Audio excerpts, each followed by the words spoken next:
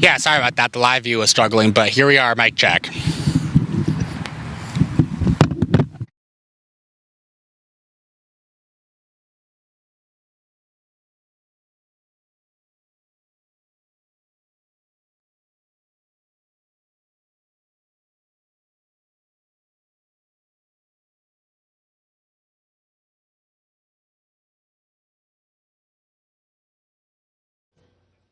Hi, check 1, 2, 3, 4, 5, 6, 7, 8, 9, 10. Hello, hello.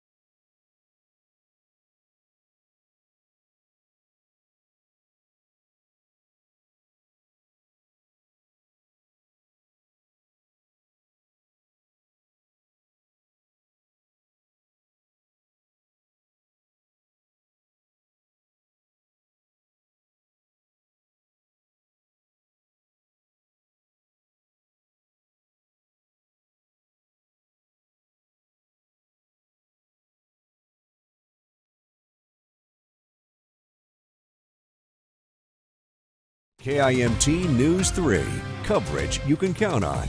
This is KIMT News 3 at 6. Failing grades are coming back to the Rochester School District, but bigger changes may be on the horizon. I'm KIMT News 3's Brandon Cote, live with how RPS is reassessing its grading scale.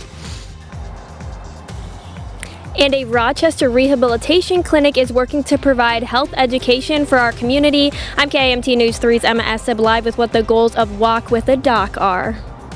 Plus, construction is scheduled to begin on a brand new playground at Edgewater Park in Albert Lee this week. What features will make it more accessible for kids of all ages and all abilities?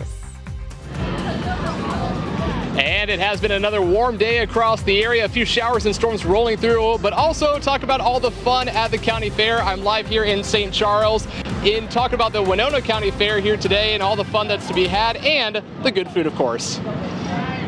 Some sweet corn. We'll check in with Aaron in just a bit. Thanks so much for joining us tonight at 6 o'clock. I'm Cammie Raisler. The Rochester School District says it's re-examining its grading system. It's all starting by bringing back failing grades, but Rochester Public Schools is eyeing bigger changes.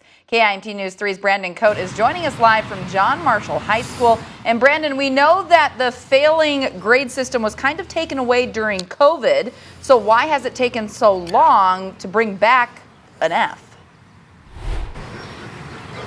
Yeah, Cammie, RPS waited so long to bring it back because it didn't want to overwhelm teachers since they just changed the grading system here over a year ago.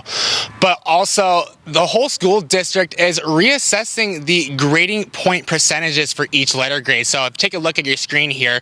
Right now, the grading scale goes from 90, 80, 70 to 60 with letter grades. A committee made up of teachers and district leaders is looking to reassess these grading points to accurately reflect a student's understanding of a subject and grade point average. I spoke with Superintendent Dr. Kent earlier today. One example he shared with me is a student receiving a 50% and another receiving a 25% grade. He says the two grades are vastly different, right? But that difference would not show up on a student's GPA. The school district is also wanting the student getting a 25% to avoid giving up since the climb back up to the grade letter D is so far. But if you send an 8th grader a message that, like, oh, look at your points, you can never pass this class, what is that 8th grader going to do? They're going to actually say, well, I'll check out.